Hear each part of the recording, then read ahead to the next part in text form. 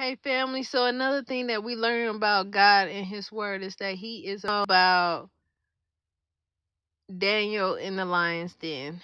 We all know about Shadrach, Meshach, and Abednego in the fiery furnace and how God protected them and how it was an angel in there with them, how they saw a fourth person, okay? But there's another story of God's protection that's not talked about because they removed it from the Bible. And it's in the book of Joshua, chapter 8. Um so Abraham, before he became Abraham, he was just Abram, okay? So you will see his name as Abram in the book of Joshua. It says he was born and some wise men went to his birth, okay?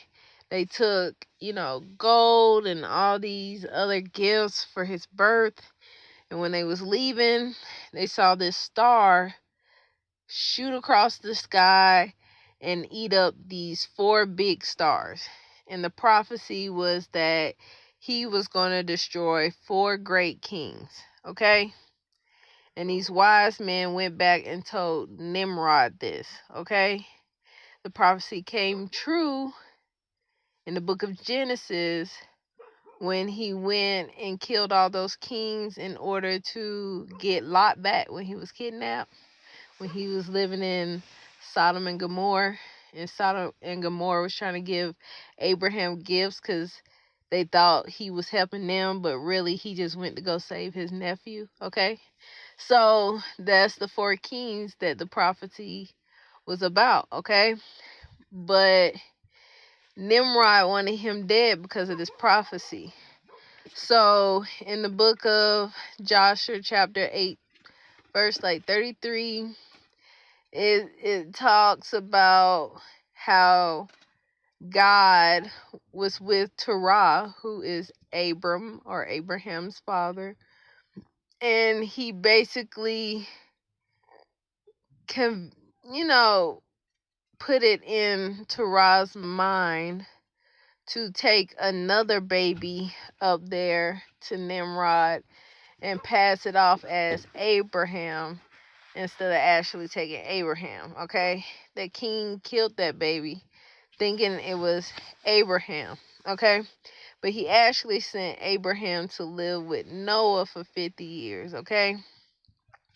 So because he did that, God spared Abraham's life, protected him as a little baby, okay?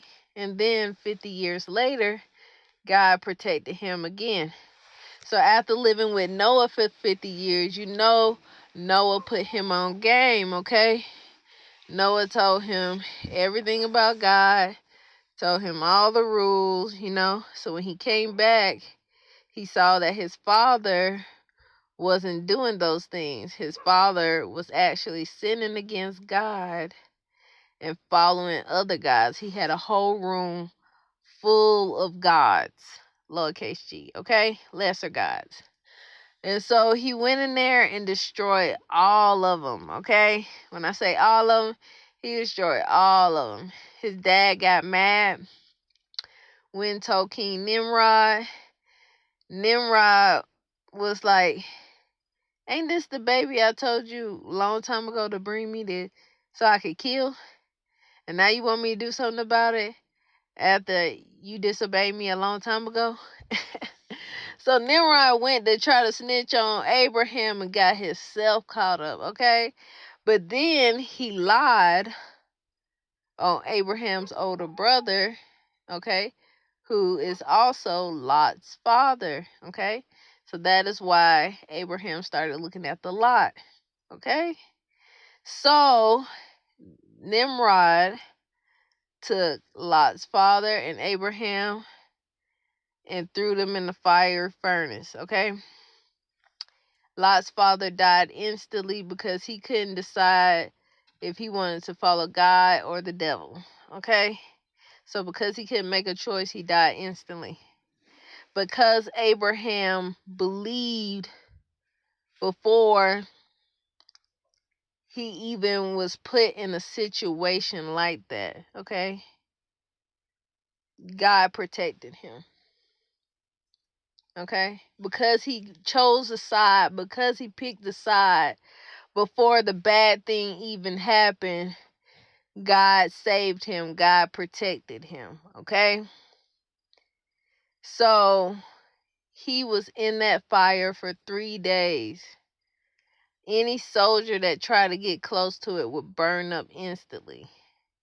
So the Nimrod had to tell him to come out of the fire because nobody could get close to the fire to get him out. Okay?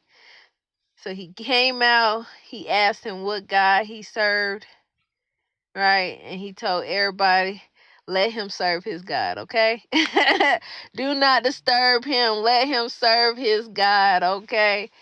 Right? So, you know, God shows us over and over, if we follow him correctly, he will protect us.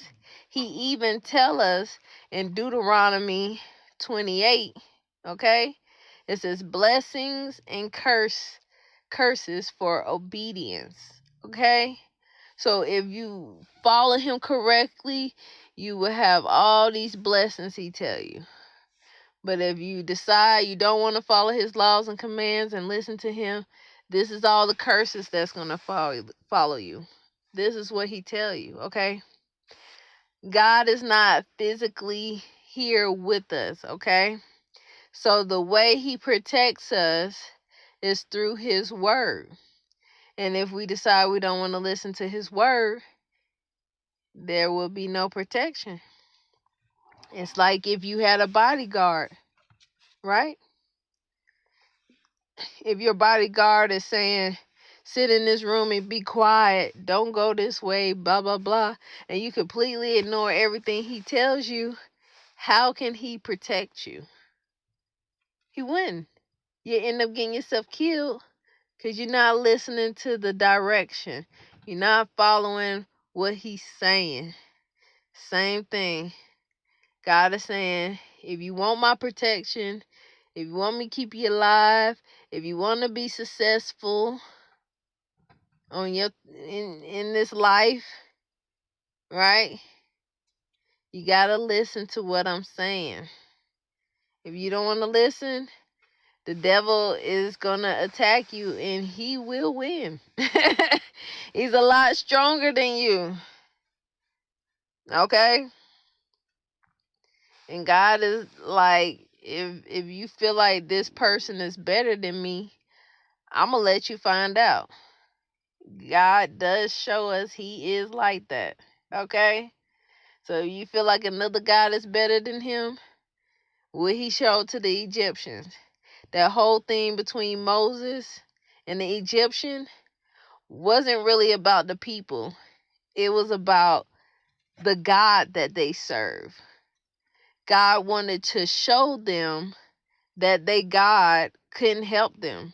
He wanted to show them that their God wasn't stronger than him. Okay? That's what that whole thing was about. Okay? So, if you want God's protection, you gotta listen to him. Okay? It's the only way. Okay? But he will protect you and he will bless you if you follow him correctly. I love y'all and have a great day.